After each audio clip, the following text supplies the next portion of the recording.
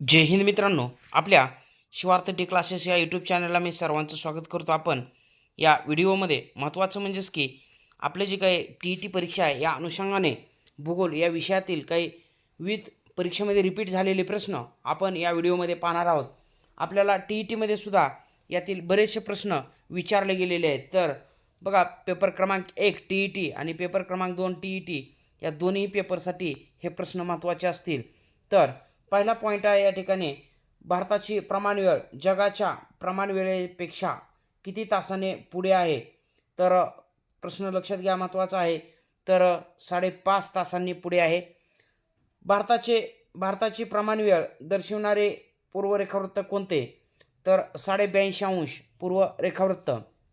भारतीय द्वीपकल्पातील सर्वाधिक लांबीची नदी बघा या ठिकाणी लक्षात घ्यायची आहे की गोदावरी. लांबी आहे 1465 किमी. 1465 किमी. भारतीय द्वीपकल्पातील म्हणतंय मित्रांनो, भारतातील सर्वाधिक लांबीची नदी म्हटलं तर कोणती असणार आहे? गंगा असेल, 2525 किमी. भारताचे अतिपूर्वेकडील टोक कोणते? तर किबितू. कोणत्या राज्यामध्ये आहे? अरुणाचल प्रदेश. भारताचे अतिउत्तरेकडील टोक दबदार, IMP असणार आहे. तर सध्या लडाखमध्ये आपल्याला ते पाहायला मिळेल, दबदार. त्याच्यानंतर भारताचे अतिपश्चिमेकडील टोक कोणते? तर घुअरमोटा, जे की गुजरात या राज्यामध्ये असेल. आणि भारताचे दक्षिणेकडचं टोक जर आपण लक्षात घेतलं मुख्य भूमीवरचं, तर कन्याकुमारी. भारताने जगाचे व्यापलेलं क्षेत्र 2.42% आहे. आणि भारतानं पृथ्वीचे किती टक्के क्षेत्र व्यापलेलं आहे? तर 0.57%. 0.57% इतकं क्षेत्र पृथ्वीचं भारताने व्यापलेलं आहे. भारताचा सामान्यपणे आकार कसा आहे? तर चतुष्कोनीय आहे. महाराष्ट्राचा आकार जसा त्रिकोणाकृती, तसा भारताचा सामान्य आकार चतुष्कोनीय. क्षेत्रफळानुसार भारताचा जगात क्रमांक 7वा.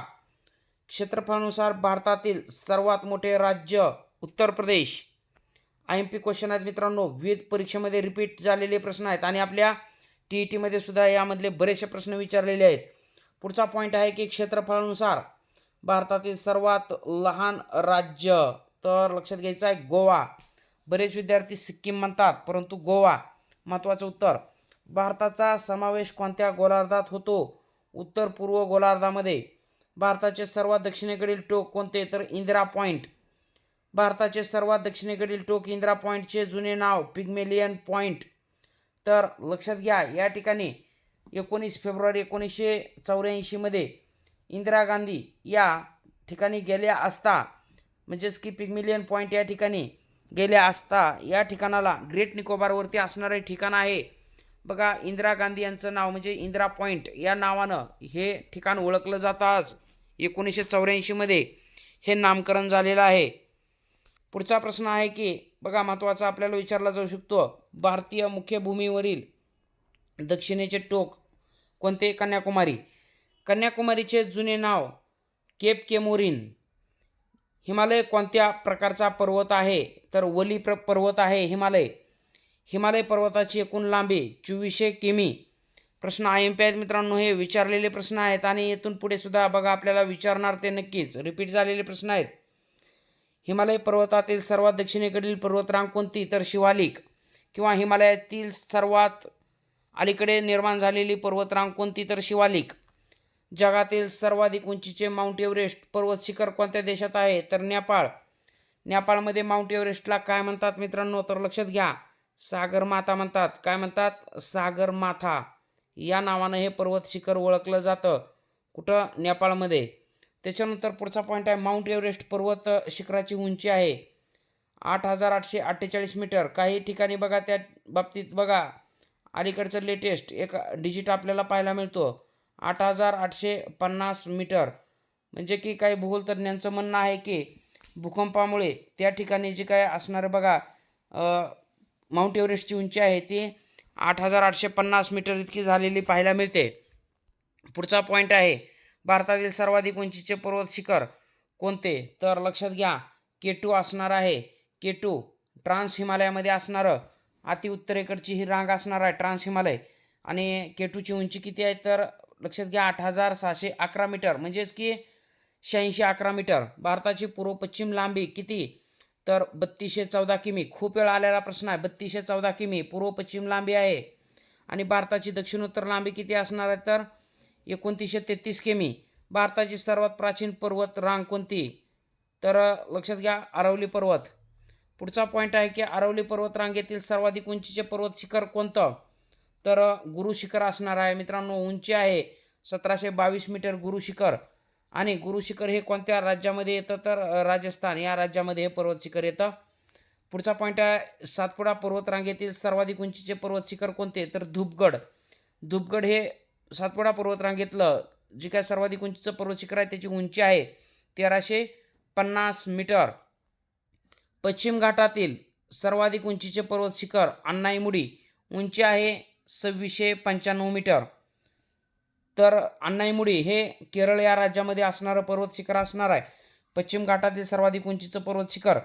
आणि महाराष्ट्रातलं जे काय पश्चिम घाटातलं म्हणजे सह्याद्रीतलं सर्वाधिक उंचीचं कळसुबाई आहे 1646 मीटर.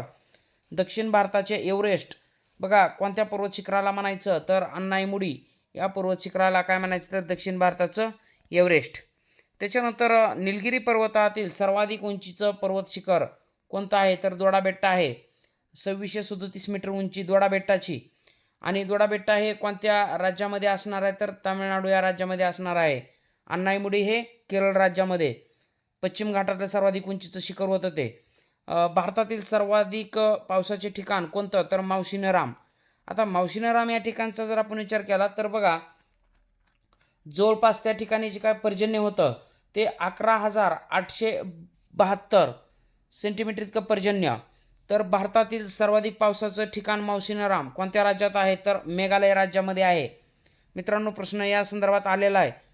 भारतातील सर्वाधिक पावसाचं ठिकाण असणारं जे काय मावशीनराम आहे ते कोणत्या टेकड्यात आहे तर खासी टेकड्यामध्ये मावशीनराम आहे. लक्षात घ्या खासी टेकड्यामध्ये. भारतातील सर्वाधिक तापमान असणारे ठिकाण कोणतं तर गंगानगर राजस्थानमध्ये असणारे ठिकाण असणार आहे. कर्कवृत्त भारताच्या किती राज्यातून जातं तर 8 राज्यातून जातं.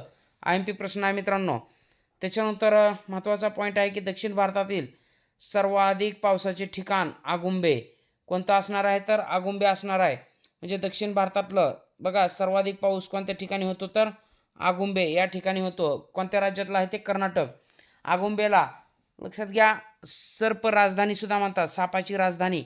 सर्वाधिक सापाच्या प्रजाती त्या ठिकाणी आढळत असल्यामुळं आगुंबेला सापाची राजधानी म्हणतात. आणि आगुंबेला दक्षिण भारताचं चेरापुंजी सुद्धा म्हणतात पाऊस जास्त असल्यामुळं.